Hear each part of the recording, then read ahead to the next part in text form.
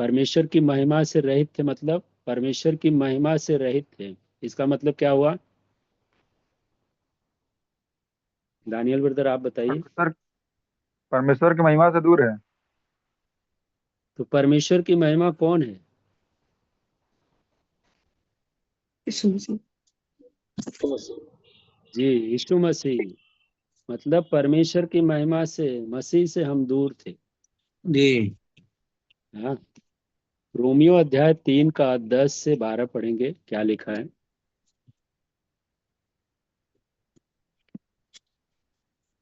Romeo अध्याय 3 वचन 10 से 12।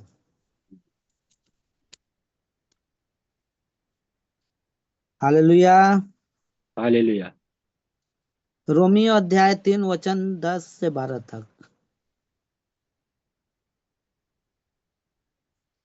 जैसा लिखा है, कोई धर्मी नहीं, एक भी नहीं, कोई समझदार नहीं, कोई परमेश्वर का खोजने वाला नहीं। सब भटक गए हैं, सब के सब निकम्मे बन गए हैं। कोई भलाई करने वाला नहीं, एक भी नहीं। जी, कोई भलाई करने वाला नहीं, एक भी नहीं। जी। है ना?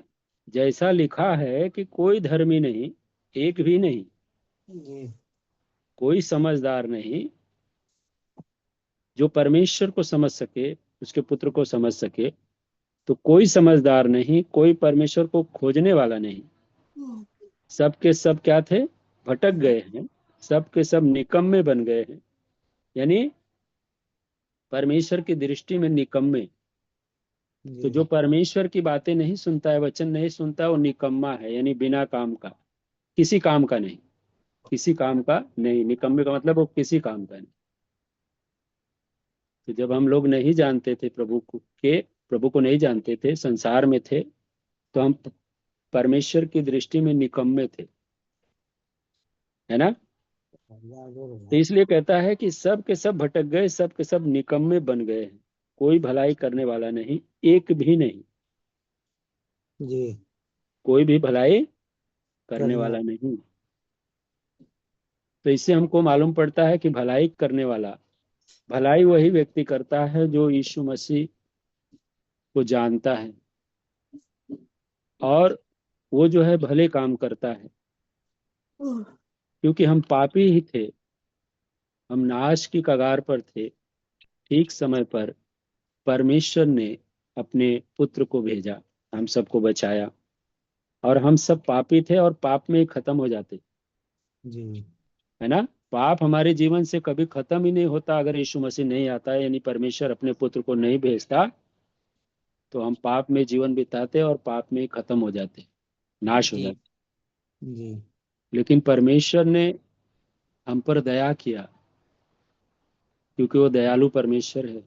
जी। हम भटके हुए थे, कहाँ जाना है, क्या करना हमें समझ नहीं थी, एक भी समझदार नहीं है। कोई भी भलाई करने वाला नहीं, सब के सब निकम्मे, कोई काम के नहीं, कोई परमेश्वर को खोजने वाला नहीं। जी। तो प्रभु उनसे प्रसन्न होता है जो उसको खोजते हैं। बहुत सारे लोग मसीह में आ गए और उनको लगता है कि अब मैं मसीह में आ गया हूं तो मेरा उद्धार हो गया, मैंने जी। मसीह को जान लिया तो मेरा उद्धार हो गया, मैं वचन पढ़ता हूँ, मैं वर्शिप लेता हूँ तो मेरा उद्धार हो गया। नहीं। आप कितनी भी अच्छी वर्शिप करते हो, कितना भी अच्छा वचन बांटते हो, लेकिन अगर आप उसकी आज्ञा का पालन नहीं करते, आप उसको अपने जीवन में महत्व नहीं देते, तो आप जो है उसकी दृष्टि में निकम्मे हैं। जी बराबर। है ना? जी। किसी काम के नहीं।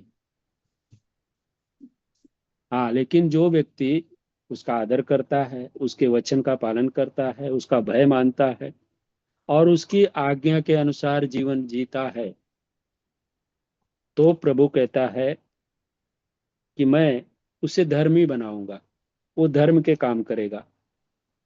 वो जो है मेरा भय मानता है और वो भटक गया था, लेकिन फिर ये सीधे मार्ग पर चल रहा है, मेरे आज्ञा का पालन कर रहा है, मेरे वचन का पालन कर रहा है, और इस विषय में लोगों को बता रहा है कि भाई यहाँ जी जीवन है, यहाँ शांति है, यहाँ उद्धार है, यहाँ तुम सुरक्षित हो, बाकी और कहीं आप सुरक्षित नहीं है।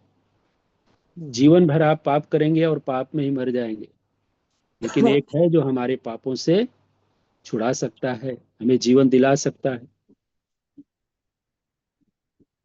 हालेलुया। तो यहाँ पर हालेलुया। लिखा है कि हम पढ़ते हैं कि सब के सब पापी थे, कोई भी धर्मी नहीं था, लेकिन एक अवसर हम सबको मिला है। तो अब जो है हम पापों को छोड़कर हम इस धार्मिकता को अपनाएं, मतलब यीशु मसीह को अपनाएं अपने जीवन का जी उद्धार करता करके, और हम इस महत्व को समझें, उसके बलिदान को समझें कि उसने अंकल, रोमियो का कौन सा वचन है? 3:10। 3:10 से 12।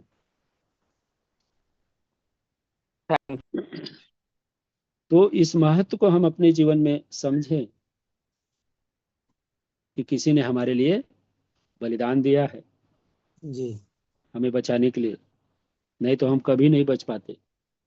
जी उसी का ब्रदर पढ़ लेंगे, 3:23 में क्या लिखा है, रोमियो का है। जी जी। हाँ। इसलिए कि सबने पाप किया है और परमेश्वर की महिमा से रहित हैं। जी, इसलिए कि सब ने पाप किया है।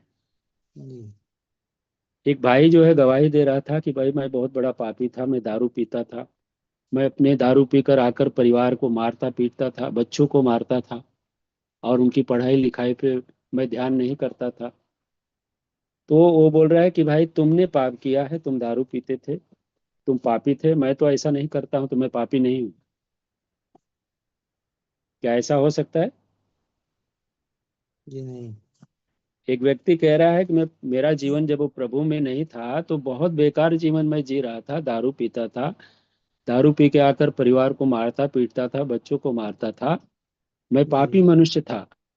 जी बराबर। लेकिन दूसरा दूसरे को बता रहा है, गवाही दे रहा है कि मेरा जीवन कैसा था, लेकिन वो व्यक्ति कह रहा है हाँ आप पापी थे, दारू पी रहे थे, मारपीट कर रहे थे, बच्चों को, पत्नी को मारते थे, तो पापी थे, आपने पाप किया, मैं तो ऐसा नहीं करता हूँ।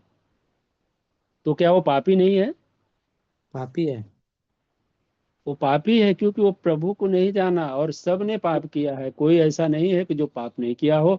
एक ही है जो पाप नहीं किया, वो है यीशु मसीह, यानी परमेश्वर का पुत्र, उसके अंदर पाप नहीं था। सामने वाला अगर, नहीं समझा। हाँ, सामने वाला वो बोल रहा है कि नहीं नहीं, वो बेचारा समझा रहा है, उसको बता रहा है कि मेरा जीवन इतना बुरा था, जी लेकिन अपनी मैं गवाही। मसीह में आया तो मेरा जीवन जी सही हो गया। अब मुझे पता चला कि जीवन कैसा है, जीवन जी के विषय में मैं जाना। तो वो बोल रहा है कि नहीं नहीं, तो आपने पाप कर रहे थे ना, सबको मार रहे थे, दारू पी रहे थे, लड़ाई जी झगड़ा कर रहे थे, तो आप पाप कर रहे थे, मैं तो ऐसा नहीं करता हूँ, तो मैं निष्पाप हूँ। हालेलुया। जी। तो हालेलुया। सबने पाप किया है और वे परमेश्वर की महिमा से रहित है, यीशु मसीह जी से रहित है, यीशु मसीह उनके पास नहीं है। यहाँ पर जो वचन लिखा है कि सभी ने पाप किया, कोई कहे कि मैं धर्मी हूँ, मैं पापी नहीं हूँ, ऐसा नहीं। वचन जो कहता है स्पष्ट तरीके से कि सभी ने पाप किया है जी और सब नाश हो रहे थे,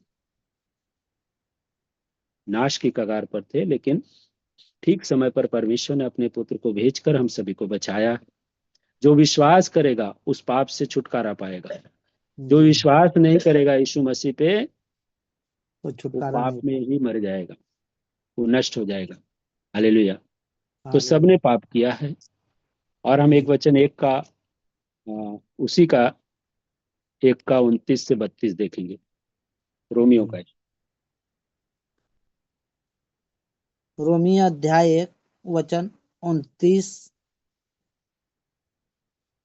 इसलिए वे सब प्रकार के अधर्म और दुष्टता और लोभ और बैर भाव से भर गए और डाह और हत्या और झगड़े और छल और ईर्ष्या से भरपूर हो गए और चुगलखोर। हम्म। बदनाम करने वाले, परमेश्वर से घृणा करने वाले, दूसरों का अनादर करने वाले, अभिमानी, डिंगमार, बुरी बुरी बातों को बनाने वाले, माता पिता की आज्ञा न मानने वाले, निर्बुद्धियों निर्बुद्धि, विश्वासघाती, मायारहित और निर्दय हो गए। हालेलुया। 32 भी पढ़ लें, 32। वे तो परमेश्वर की यह विधि जानते हैं कि ऐसे ऐसे काम करने वाले मृत्यु के दंड के योग्य हैं, तो भी न केवल आप ही ऐसे काम करते हैं, वरन करने वालों से प्रसन्न भी होते हैं। हालेलुया। हालेलुया। क्या कहा है यहाँ पर वचन? इसलिए वह सब प्रकार के, यानी सब प्रकार के अधर्म और दुष्टता से और लोभ और बैर भाव से भर गए, क्योंकि उन्होंने परमेश्वर को इनकार किया। जी तो क्या हुआ? सब प्रकार की दुष्टता से, बैर भाव से भर गए, और डाह और हत्या, झगड़े और छल करने लगे, और ईर्ष्या से भरपूर हो गए, और चुगलखोर हो गए, एक दूसरे की चुगली करने लगे, है ना। जी बदनाम करने वाले, मतलब उसको बदनाम करते हैं कि वो जो है बुरा व्यक्ति है। बदनाम करने वाले, परमेश्वर से घृणा करने वाले, दूसरों का अनादर करने वाले, अभिमानी, डींग मार, बुरी बुरी बातों के बनाने वाले, माता पिता की आज्ञा न मानने वाले, वो क्या हो गए? निर्बुद्धि, विश्वासघाती, माया रहित। माया रहित मतलब दया न करने वाले, निर्दयी हो गए। वह तो परमेश्वर की यह विधि जानते हैं कि ऐसे ऐसे काम करने वाले मृत्यु के दंड के योग्य हैं। परमेश्वर के क्या कहता है वो? कि यह विधि जानते हैं, जी तो भी जो है परमेश्वर से क्या किया उन्होंने? बलवा ब- किया।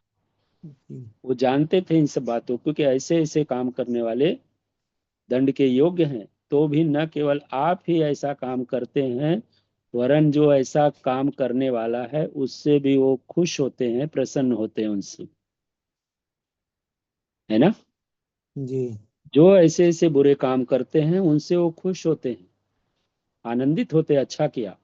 जी तो अगर कोई व्यक्ति ऐसा कर रहा है जो परमेश्वर को ठुकराता है और संसार के कामकाज करता है, दूसरे की चुगली करता है, घृणा करता है, मनुष्यों का अनादर करता है, और सोचता है कि मैं बहुत बड़ा ज्ञानवान हूँ, डींग मार, बुरी बुरी जी बातें बनाने वाले और माता पिता की आज्ञा न मानने वाले, निर्बुद्धि और विश्वासघाती, मतलब वो विश्वासघाती हैं, दया रहित, माया रहित, निर्दयी हो गए हैं, और परमेश्वर को विधि जानते हैं कि ऐसे जी ऐसे काम करने वाले मृत्यु के दंड के योग्य हैं। वो जानते हैं कि मौत आ जाएगी अगर मैं ये काम करूंगा, जी है ना। परमेश्वर के परमेश्वर से कोई बच सकता है? नहीं उससे गलत करके कोई बच सकता है? नहीं।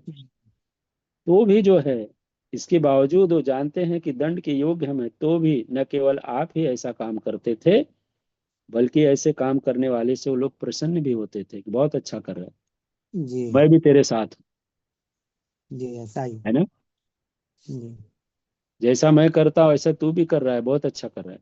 जी लेकिन जब हम मसीह में आते हैं तो हमको परमेश्वर का भय होना चाहिए। कोई भी ऐसा काम कर रहा है तो वचन कहता है कि उनसे दूर रहो, तुम जी उनसे अलग रहो, नहीं तो तुम भी उनके जैसा करने लगोगे। जब तुम देखो कि ऐसा कोई कर रहा है, उसको समझाओ, बताओ कि ये परमेश्वर की दृष्टि में बुरा है, हम गलत कर रहे हैं, हमको इसका दंड मिलेगा। लेकिन अगर वो नहीं सुनता है तो हमको उससे अलग होना है। जी हालेलुया। हालेलुया। 1 कुरिन्थियों 5 का 11 देखते हैं।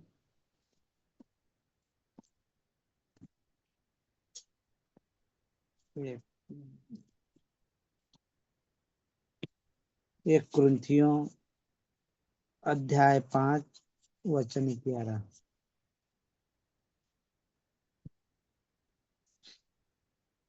पर मेरा कहना यह है कि यदि कोई भाई कहलाकर भयभिचारी या लोभी या मूर्ति पूजक या गाली देने वाला या पियक्कड़ या अंधेर करने वाला हो तो उसकी संगति मत करना, वरन ऐसे मनुष्य के साथ खाना भी न खाना। हालेलुया। हालेलुया। पर कहता है, पर मेरा कहना यह है कि यदि कोई भाई कहलाकर, भाई मतलब जी मसीही हम क्या है, भाई और बहन है ना। जी जी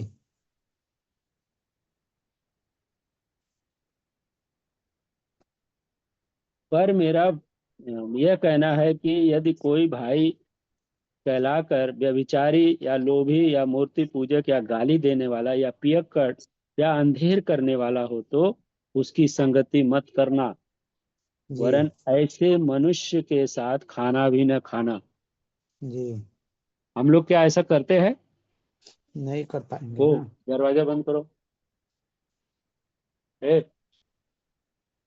किरण, वो दरवाजा बंद करो।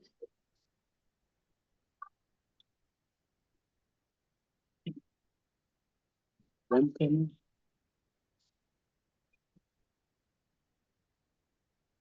जी, थोड़ा आवाज आने लगा इधर बाजू से। तो जी यहाँ पर कह रहा है कि कोई भाई कहलाकर व्यभिचारी या लोभी मूर्ति पूजक या गाली देने वाला या पियक्कड़ हो या अंधेर करने वाला हो तो उसकी संगति मत न करना, वरन ऐसे मनुष्य के साथ खाना भी मत खाना।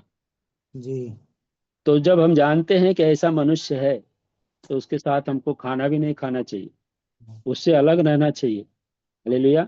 बताइए ना, क्या हम लिखिए। और एक वचन हम देखते हैं, छः का, उसी का 6 का 9 और 10। तो नहीं नहीं सॉरी, हाँ, रोमियो 6 का 9 और 10।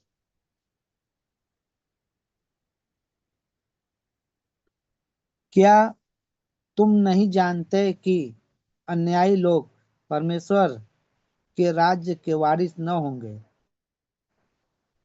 वो ऐसा गमन गामी, मूर्ति धोखा न खाओ। पूजक, जी जी, धोखा न खाओ, न वेश्यागामी, न मूर्ति पूजक, न परस्त्रीगामी, न लुच्चे, न पुरुषगामी, न चोरी, न लोभी, न पियक्कड़, न गाली देने वाले, न अंधेर करने वाले परमेश्वर के राज्य के वारिस होंगे। नहीं होगी, है ना। कह रहा है, जी क्या तुम नहीं जानते कि अन्यायी लोग परमेश्वर के राज के वारिस नहीं होंगे, जो अन्याय करते हैं। धोखा न खाओ, न जी वेश्यागामी, न मूर्ति पूजक, न पर स्त्रीगामी, न लुच्चे, न पुरुषगामी, न चोर, न लोभी, न पियक्कड़, न गाली देने वाले, न अंधेर करने वाले परमेश्वर के राज के वारिस नहीं होंगे। न हम सब जानते हैं इन चीजों को ना। जी जो बाइबल पढ़ते हैं उनको ये जानकारी है कि ऐसे लोगों की संगति हमें नहीं करना है, उनसे दूर रहना है। जो चोरी करता हो, किसी चीज की लालच करता हो, लोभी हो, पियक्कड़ हो, या गाली देता हो, या झट क्रोध करने वाला हो। बहुत सारे लोगों को जल्दी क्रोध आता है, तो अगर आप उनकी संगति में रहेंगे तो आप भी उनका ही सीखोगे। तो क्रोध करने जी वाले के भी साथ में नहीं रहना है, न तो गाली देने वाले के, अंधेर करने वाले के राज के वो लोग वारिस, परमेश्वर के राज के वारिस नहीं होंगे। हालेलुया। रोमियो 9 का 22 देख लेंगे हम उसी का। रोमियो अध्याय 9 के 22 में क्या लिखा है?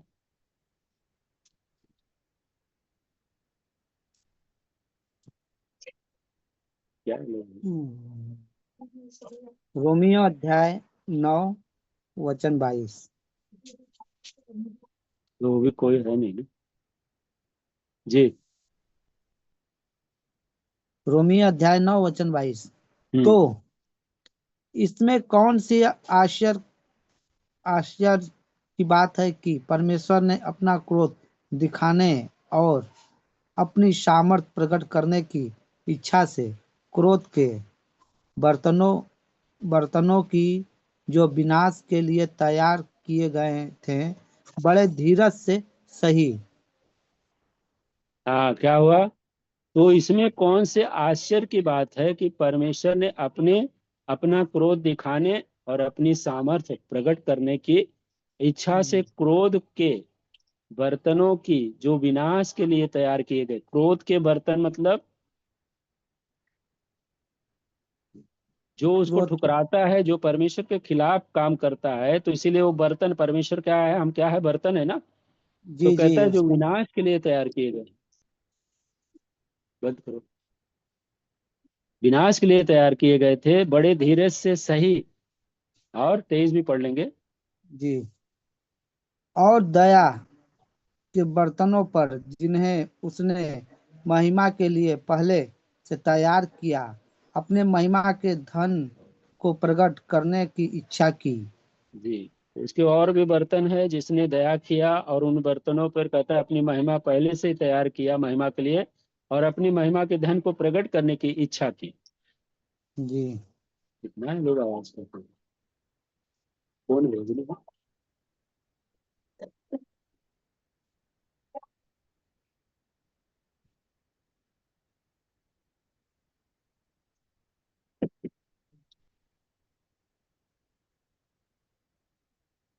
लेकिन कोई है।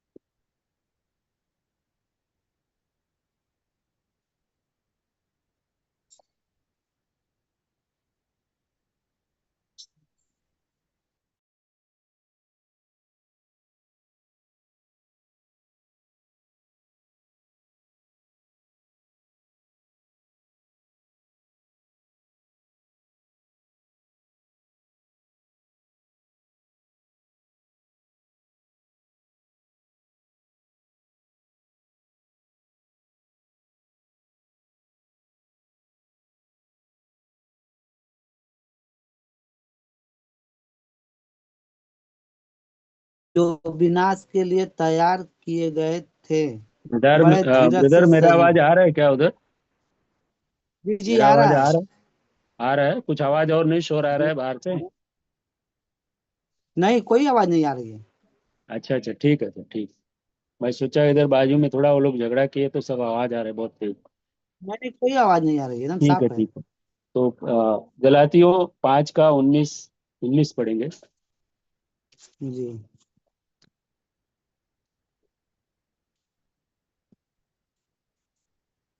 गलातियों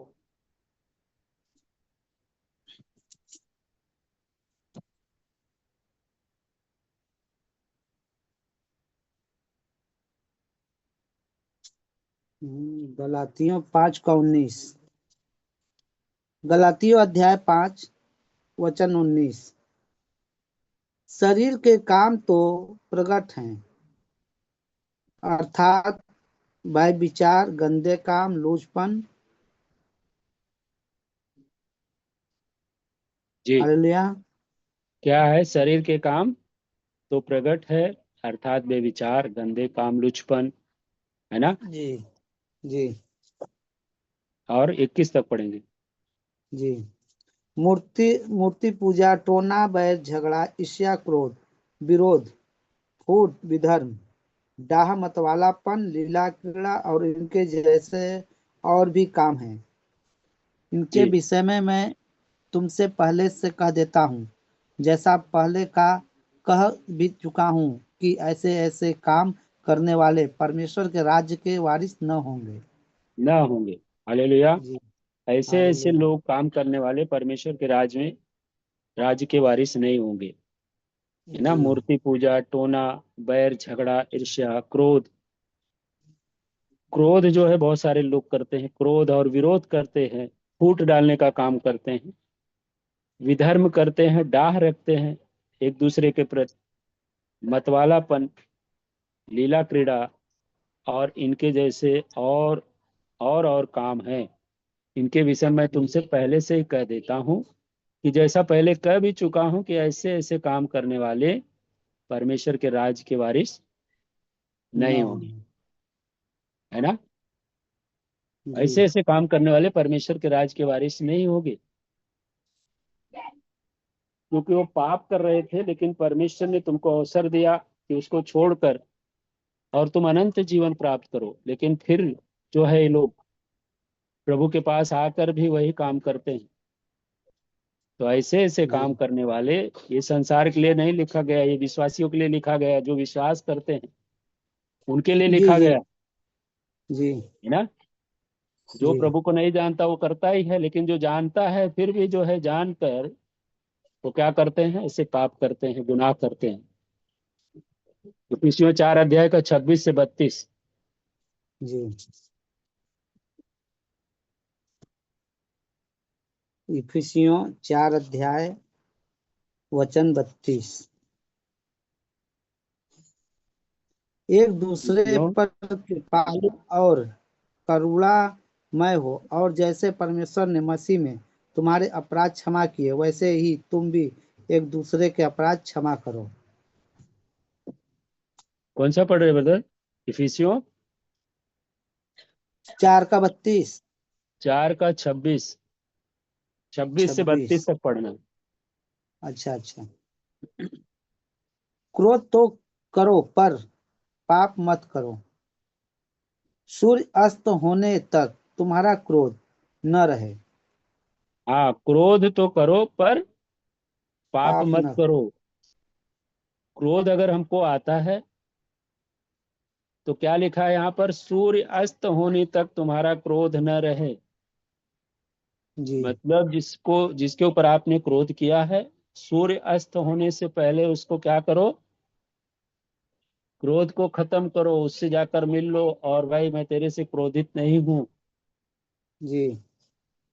मुझसे गलती हो गई, है ना। जी क्रोध तो करो पाप मत पर करो। पाप मत करो। अगर हम उसको क्रोध करते हैं और जाकर फिर सूर्य से अस्त से पहले हम उससे माफी नहीं मांगते हैं या उसको क्षमा नहीं करते हैं, तो क्या हो जाता है? पाप गिना जाता है। पाप हाँ, सूर्य अस्त होने से तक तुम्हारा क्रोध न रहे, और और न शैतान क्रोध न और न शैतान को अवसर दो। हाँ, अगर आप क्रोध करते सूर्य अस्त तक नहीं उसको समाधान करते हैं, तो शैतान को आप क्या करते हैं? अवसर देते हैं। अवसर देते हैं। तो उसको अवसर न दो। मत दो। और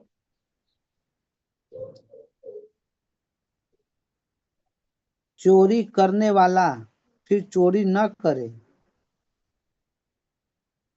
वरन भले काम करने वाले का करने में अपने हाथों से परिश्रम करे, इसलिए कि जिसे प्रयोजन हो उसे देने को उसके पास कुछ हो। ये, अगर हम किसी चीज की चोरी कर रहे हैं, कुछ भी चोरी कर रहे हैं, कहता है चोरी करना छोड़ दो, फिर से चोरी न करो, वरन भले काम करो। जी भले काम करने में अपने हाथों से परिश्रम करें, इसीलिए कि जिसे प्रयोजन हो उसे देने को उसके पास कुछ हो। मतलब परिश्रम करो, मेहनत करो, चोरी मत करो, है ना। चोरी से किसी को जी लेकर बहुत सारे लोग जो है चोरी करते हैं। संसार में मैंने सुना था कि हम चोरी यहाँ से करते, धनवानों को लूटते हैं और गरीबों को बांट देते हैं, है जी ना। तो हम जी बोलते हैं कि हम बहुत अच्छा काम कर रहे हैं, हम गरीबों की मदद कर रहे हैं। नहीं, परमेश्वर उससे नहीं खुश होता है, परिश्रम से खुश होता है। परिश्रम का पैसा अगर किसी की मदद आप करते हो तो परमेश्वर उससे खुश होता है। जी अपने हाथों से परिश्रम करें, इसलिए कि जी जिसे प्रयोजन हो, जिसको जरूरत हो, उसे तुम देने को उसके पास कुछ हो। हमारे पास कुछ होना चाहिए, जी। जिसको जरूरत हो। और कोई गंदी बात तुम्हारे मुंह से न निकले, पर आवश्यकता के अनुसार वही निकले जो उन्नति के लिए उत्तम हो, ताकि उससे सुनने वालों पर अनुग्रह हो। हालेलुया। मतलब हालेलुया। परमेश्वर इतना महान है, वो नहीं चाहता जी कि कोई व्यक्ति जो है बुरा काम करके, गलत काम करके और कहे कि मैं प्रभु को खुश कर रहा हूं। ऐसा नहीं। जब तक हम वचन के अनुसार नहीं करते हैं, तब उससे प्रभु उससे खुश होता है। जब हम वचन के अनुसार करते हैं और वचन के खिलाफ कोई काम करते हैं, तो परमेश्वर जी तुमसे खुश नहीं रहेगा। और कहता है कोई गंदी बात तुम्हारे मुंह से न निकले, पर आवश्यकता के अनुसार वही निकले जो उन्नति के लिए हो। वही बातें बोले जिससे कि एक दूसरे की उन्नति हो सके, जिससे कि जी वो प्रभु के निकट आ सके। प्रभु का जी जो प्रभु ने कार्य सौंपा है तुमको, उसको अच्छी तरह से करो, ताकि वो उसकी भी उन्नति हो, वो भी सीखे अच्छी बातें, अच्छा काम करने के लिए, वो भी जो है प्रभु के लिए कार्य जी करे। और कहता है उन्नति के लिए हो, उत्तम हो, मतलब उत्तम हो, अच्छा हो, सबसे अच्छा हो, ताकि उससे सुनने वाले पर जी अनुग्रह हो, जो कोई सुने उस पर अनुग्रह हो। और अनुग्रह। परमेश्वर के पवित्र आत्मा को शोकित मत करो, जिससे तुम पर छुटकारे के दिन के लिए छाप दी गई है। जी, अगर हम ऐसे काम नहीं करते, हम ये सब चोरी करते हैं जो शैतान को अवसर देते हैं, जो हम परिश्रम नहीं करते और हम चोरी करते हैं, तो कहता है परमेश्वर के पवित्र आत्मा को शोकित मत करो, क्योंकि परमेश्वर की जो आत्मा है वो तुम्हारे अंदर वास करती है। अगर तुम ऐसे ऐसे काम करोगे तो परमेश्वर की जो आत्मा है वो शोकित होगी, दुखी होगी। उसको दुखी मत करो, जिससे तुम पर छुटकारे के दिन के लिए छाप दी गई है। तुम्हारे ऊपर छाप जी दी गई है कि तुम परमेश्वर के हो। तो तुम ऐसे जी ऐसे काम मत करो, उसको शोकित मत करो ऐसा काम करके, गलत काम करके। और हम्म, अच्छा, सब प्रकार की करवाहट और प्रकोप और क्रोध और कलह और निंदा सब बैर भाव समेत तुम से दूर की जाए। जी, सब प्रकार की कड़वाहट और प्रकोप और क्रोध और कलह और निंदा सब बैर भाव समेत तुमसे दूर किए जाएं। जो भी हमारे अंदर कलह है, जो हमारे अंदर कड़वाहट है, जो क्रोध है, जो किसी के प्रति हम कलह करते हैं, हम निंदा करते हैं, हम बैर भाव रखते हैं, कहता है ये सब बातें तुम्हारे जीवन से दूर की जाए। जी अगर नहीं है तो आप प्रार्थना करिए उसके लिए। प्रभु जो है तुम्हारी सहायता करेगा और वो हमारे जीवन से दूर की जाएगी। और 32 पढ़ेंगे। जी एक दूसरे पर कृपालु और करुणामय हो, और जैसे परमेश्वर ने मसीह में तुम्हारे अपराध क्षमा किए, वैसे ही तुम भी एक दूसरे के अपराध क्षमा करो। एक दूसरे पर कृपालु करुणामय हो, जैसे परमेश्वर ने मसीह में तुम्हारे अपराध क्षमा किए। हमारे अपराध कौन क्षमा करता है? यीशु मसीह। यहाँ पर क्या लिखा है कि परमेश्वर। परमेश्वर ने मसीह में जी तुम्हारे अपराध क्षमा किए। जी हमारा अपराध परमेश्वर किससे क्षमा होता है? मसीह में क्षमा होता है। मसीह में। हाँ, तो हम जब अपराध करते हैं तो हम क्षमा मांगते हैं जी मसीह से कि भाई हमसे गलती हो गई, क्षमा कर प्रभु। तो हमारे जी अपराध जो है मसीह के द्वारा क्षमा होता है, पिता करता है।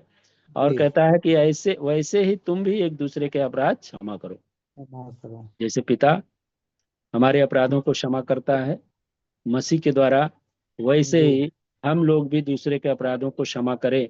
अगर हम दूसरे के अपराध क्षमा नहीं करेंगे तो हमारा तब अपराध भी क्षमा नहीं होगा, नहीं होगा। है ना? जी अगर हम सोचते हैं कि हमारी भलाई हो, दूसरे की भलाई ना हो, तो हमारी भलाई कभी नहीं हो सकती। कभी नहीं होगा। आप ऐसी प्रार्थना करो कि प्रभु उसका भला हो, उसके पीछे हमारा भी भला हो, जी है ना? क्योंकि जी उसके लिए तुम प्रार्थना कर सकते हो। जो हमारा शत्रु है उसके लिए हम प्रार्थना कर सकते हैं, शत्रु थोड़ी करेगा।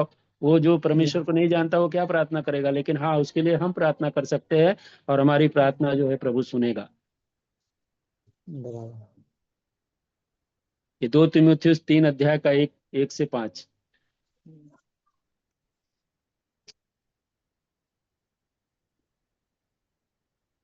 दो 2 तीमुथियुस तीमुथियुस 2 का 2 तीमुथियुस 3 अध्याय का 1 से 5। एक। 2 तीमुथियुस अध्याय 3 का 1 से 5। यह स्मरण रख कि अंतिम दिनों में कठिन समय आएंगे, क्योंकि मनुष्य स्वार्थी, लोभी, डींगमार, अभिमानी, निंदक, माता पिता की आज्ञा टालने वाले, कृत्य धन, अपवित्र, दया रहित, क्षमा रहित, दोष लगाने वाले, अक्षमी, कठोर, भले के बैरी, विश्वासघाती, ढीठ, घमंडी और परमेश्वर के नहीं वरन सुख विलास ही के चाहने वाले होंगे। हालेलुया। वे हालेलुया। यहाँ पर लिखा है कि यह स्मरण रख। स्मरण का मतलब याद रख। याद रख। यह याद रखना है हमको। ये बाइबल जो हमें चेतावनी देती है कि अंतिम समय में क्या होगा, है ना, अंतिम दिनों में क्या होने वाला है। ये याद रख कि अंतिम दिनों में कठिन समय आएंगे, क्योंकि मनुष्य स्वार्थी हो जाएगा। और हम लोग देख रहे हैं, जी लोभी हो जाएगा, डींग मार, मतलब बड़ी बड़ी बातें बनाने वाला, डींग मार कि मैं ऐसा किया वैसा किया, जी निंदा करने वाला, माता पिता की आज्ञा टालने वाले, कृतघ्न, अपवित्र, वो पवित्र नहीं रहेंगे, अपवित्र हो जाएंगे। दया नहीं रहेगी उनके अंदर, दया रहित, क्षमा किसी को जल्दी नहीं कर पाएंगे। और ये हम सब देख रहे हैं कलीसिया में। ये पहले से हमको बताया गया कि ऐसे ऐसे जो काम होने वाले, इससे हम चौकस रहे, सावधान रहे। ये कहीं हमारे जी अंदर तो कार्य नहीं कर रहा है, हम कहीं शैतान को अवसर तो नहीं दे रहे। दया नहीं रहेगी, क्षमा रहित, क्षमा नहीं कर पाएंगे, दोष लगाने वाले होंगे, असहमी होंगे, कठोर हो जाएंगे, भले काम के बैरी हो जाएंगे, भले भला जो कर रहा है उसके दुश्मन हो जाएंगे, भले जी के बैरी, विश्वासघाती, ढीठ, घमंडी, और परमेश्वर को नहीं वरन सुख विलास के ही चाहने वाले होंगे। मतलब हमारा ही भला हो, हम सुखी रहे, बाकी दुनिया सुखी न रहे चलेगा। जी वो परमेश्वर के नहीं वरन सुख विलास के ही चाहेंगे, उसी के चाहने वाले होंगे। 5 में लिखा है, वो भक्ति का भेष तो धरेंगे पर उसकी शक्ति को न मानेंगे। वो कहेंगे कि जी मैं मसीही हूं, लेकिन मसीही की जो शक्ति है, जो पावर है, उसको वो लोग नहीं मानेंगे, उसका अनसुना करेंगे, उसकी शक्ति को न मानेंगे। ऐसों से परे रहना, ऐसों से दूर रहना। जी कि अंतिम समय में, अंतिम दिनों में क्या होने वाला है, ये सब हम लोग देख रहे हैं। तो वचन हमको सावधान करता है कि जो व्यक्ति ऐसा है, ऐसों से तुम परे रहना। हालेलुया। हालेलुया। एक लास्ट वचन हम देखते हैं, प्रकाशित वाक्य 21 का 8।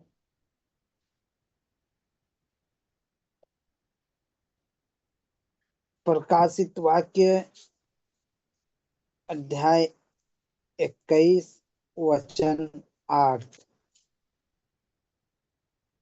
परंतु डरपोकों और अविश्वासियों और घिनौने और हत्यारों और भयविचारियों और टोनों और मूर्ति पूजकों और सब झूठों का भाग उस झील में मिलेगा जो आग और गंधक से जलती रहती है। यह दूसरी मृत्यु है। जी, तो हालेलुया। क्या है? ये दूसरी दूसरी मृत्यु। मृत्यु है। परंतु डरपोक, जो प्रभु का इनकार करने वाले हैं, उनको बाइबल कहती है डरपोक, डर गए, डरने वाले। और जी अविश्वासियों, जो परमेश्वर पर विश्वास नहीं करते, उसके पुत्र पर नहीं विश्वास करते, अविश्वासियों और घिनौनों। जो विश्वास नहीं करता वो परमेश्वर की दृष्टि में घिनौना है, वो हत्यारा है, जी और व्यभिचारी है, और टोनों और मूर्ति पूजकों और सब झूठों का भाग उस झील में मिलेगा जो आग और गंधक से जलती रहती है। यह दूसरी मृत्यु है। दूसरी मृत्यु है।